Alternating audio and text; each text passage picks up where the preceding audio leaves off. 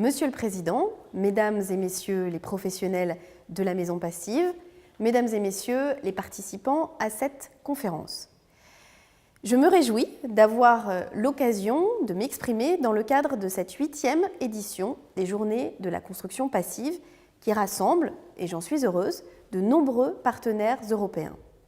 À cette occasion, plusieurs projets seront présentés qui démontreront l'excellence de cette filière ainsi que l'état de la recherche et permettront, j'en suis sûre, des échanges fertiles et fructueux. Comme vous le constatez avec cette expression à distance, je suis malheureusement dans l'impossibilité d'être présente aujourd'hui parmi vous et je vous prie de bien vouloir m'en excuser. Je tenais toutefois, en tant que ministre de l'égalité des territoires et du logement, dont vous connaissez la sensibilité écologiste, à vous faire part de tout mon soutien dans le développement de la construction passive. Vous le savez, le président de la République s'est engagé en septembre dernier, lors de la conférence environnementale, à réduire de 50% notre consommation d'énergie finale d'ici à 2050, ainsi qu'à diminuer de 40% nos émissions de gaz à effet de serre d'ici à 2030.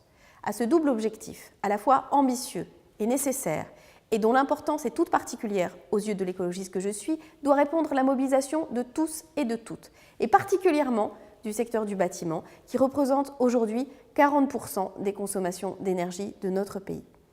Dans cette marche vers la sobriété énergétique, la filière de la construction passive fait figure d'exemple, puisque c'est l'unique option à notre disposition pour réduire de 90% les consommations énergétiques du secteur du bâtiment. Encore embryonnaire il y a 10 ans, la construction passive s'avère extrêmement performante et est en pleine expansion.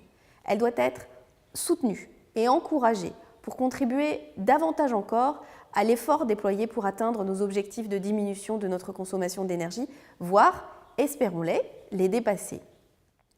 Avec 500 bâtiments vérifiés chaque année et une centaine de labellisations, le secteur représente aussi un vrai levier d'activité économique, avec des dizaines de milliers d'emplois qualifiés et non délocalisables qui contribuent précieusement à la transition énergétique de notre pays.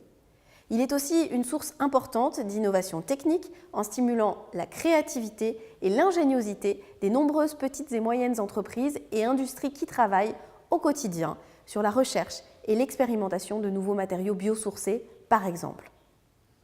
Mais le bâtiment passif participe aussi efficacement à la lutte contre la précarité énergétique.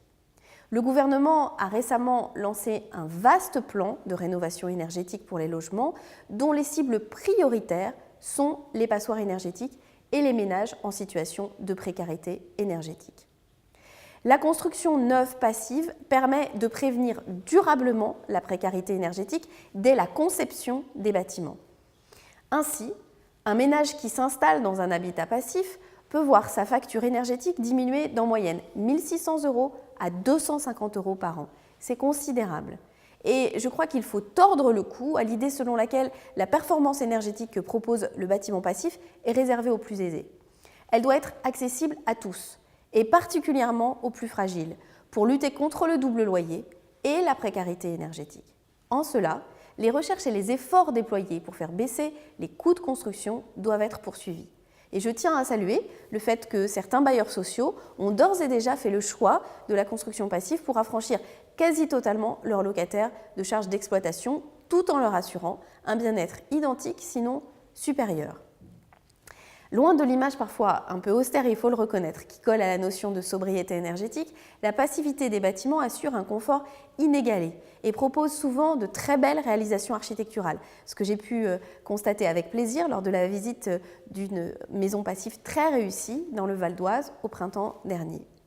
C'est grâce aux rencontres, aux circulations des techniques et aux échanges comme ceux que vous aurez aujourd'hui que nous parviendrons à rendre la construction passive toujours plus attractive et à faire en sorte qu'elle devienne finalement le standard de demain.